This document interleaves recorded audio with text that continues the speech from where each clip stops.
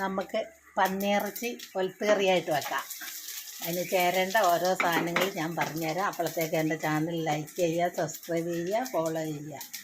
പന്നിയിറച്ചി ആദ്യം മസാലയെല്ലാം കൂടെ ചേർത്ത് അടുപ്പ് വെച്ചൊന്ന് വേവിച്ചെടുക്കാം. എന്നിട്ട് തേങ്ങ, ഉള്ളി, പച്ചമുളക് എല്ലാം കൂടെ കഴുകിയെടുക്കാം.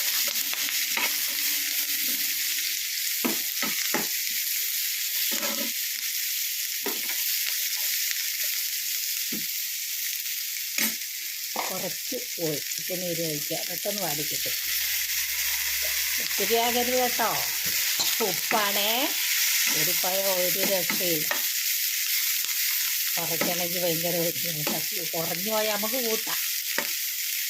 പോയാലും ഉപ്പ് നല്ല സാധനമൊന്നുമല്ല. ഇപ്പം ഉപ്പ് ചേരാത്ത കറികളില്ല. അതിന് പാകത്തിന് ചേർക്കണം ഒക്കെ. കുറച്ച് കരിവേപ്പില ഇട്ട് കൊടുക്കാം.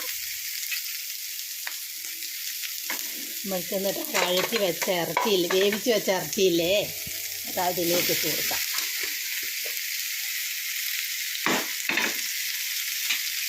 പന്നിയിറച്ചിയാണ്. അതിൻ്റെ തൊലിയൊക്കെ കണ്ടില്ലേ? ഞാൻ പന്നിയിറച്ചി കറി വെച്ചാൽ അതിൻ്റെ തൊലിയൊന്നും അലിയത്തില്ല. അലിയാത്തോണേ ഞാൻ വെക്കത്തുള്ളൂ. ആദ്യം വച്ചിട്ട് മസാലയെല്ലാം കൂടെ തിരിഞ്ഞ് വെച്ച് അരമണിക്കൂർ വെച്ചിട്ട് പിന്നെ അടുപ്പ് കുക്കറി വെച്ച് വേവിച്ചെടുക്കാം.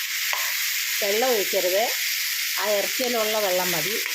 ആദ്യം നല്ലൊരു സിമ്മിൽ ഒരു വിസിൽ വരുന്നിടം വരെ നല്ലൊരു കത്തിക്കുക. പിന്നെ തീ കുറച്ചിടുക.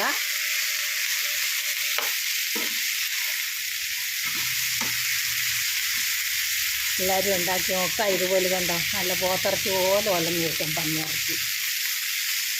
കണ്ടോ?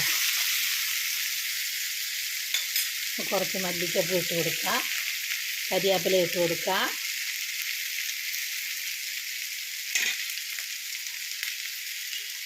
നമുക്ക് കുറച്ച് കടുകും വറുത്ത് ഒഴിച്ച് കൊടുക്കാം.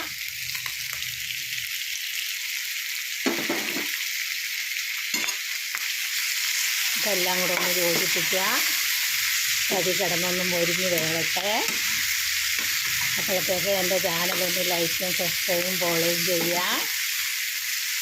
രസാമ കിച്ചൻ പന്നിയിറച്ചി ഒലത്തുകറിയായിട്ട് വെച്ചത്.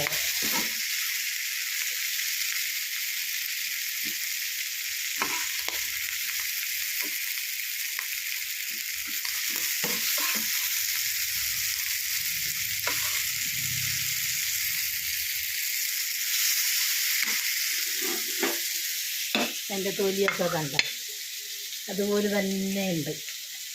ഒട്ടും അലിഞ്ഞിട്ടില്ല. പാകത്തിന് വേവുകയും ചെയ്തു. എല്ലാവരും ഉണ്ടാക്കി നോക്കുക, ലൈക്ക് ചെയ്യുക, സബ്സ്ക്രൈബ് ചെയ്യുക, ഫോളോ ചെയ്യുക. എൻ്റെ ചാനൽ മറക്കണ്ട. ദോശാമത്തേക്ക്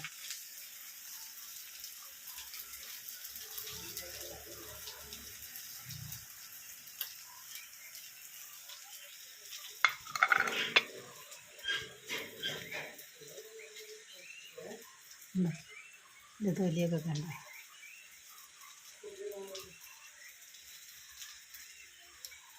സൂപ്പർ പന്നിയിറച്ചി ഒലത്തിയത്.